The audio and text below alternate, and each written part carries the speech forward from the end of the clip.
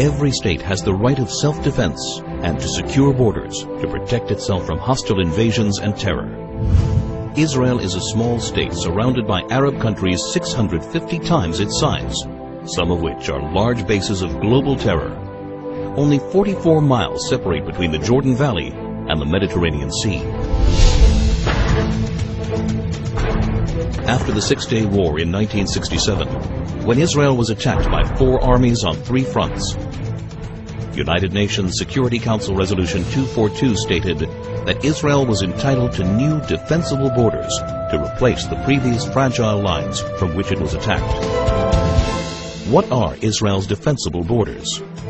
What are its essential security needs? The Jordan Rift Valley, Israel's eastern frontier, forms a natural barrier between Israel and the countries of Jordan, Iraq, and Iran.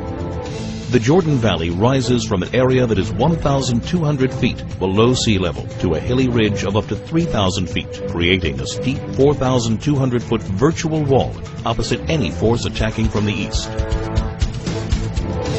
The growing threat of global jihad activity near Israel's borders requires it to prevent infiltrations of terrorists and weapons. When Israel left the Philadelphia corridor in Gaza, it became a highway for the infiltration of terrorists and the flow of hundreds of tons of ammunition and weaponry from all over the Arab world, aimed at Israeli civilians. The Jordan Valley is the equivalent of Gaza's Philadelphia corridor in the West Bank.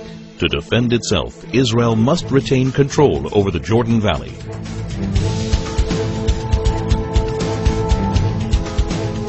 This is Israel's mountain ridge, rising up to 3,000 feet. It dominates Israel's major coastal cities, where more than 70% of its population, 80% of its industry, and all of its airfields and seaports are located. Missiles launched from the Judean hills pose an immediate threat to Jerusalem, Israel's capital.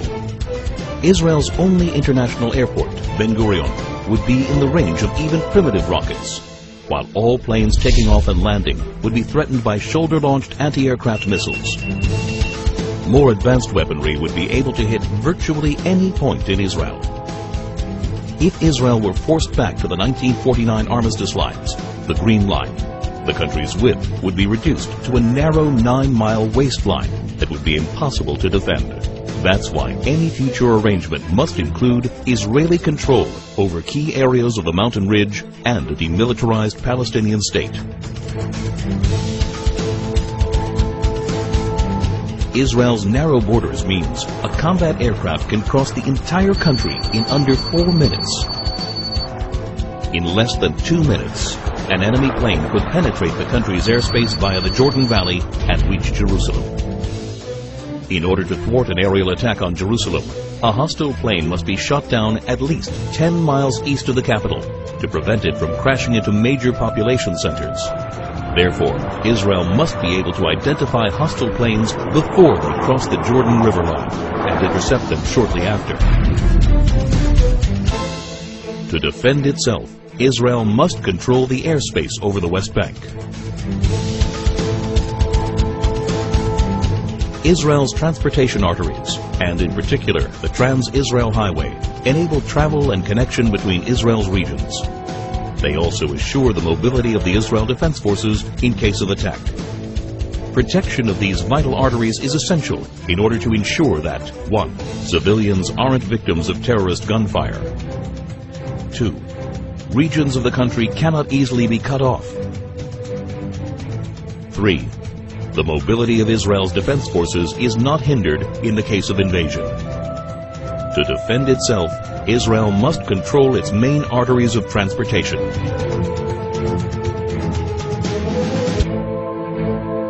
There is enormous uncertainty about future trends in the Middle East.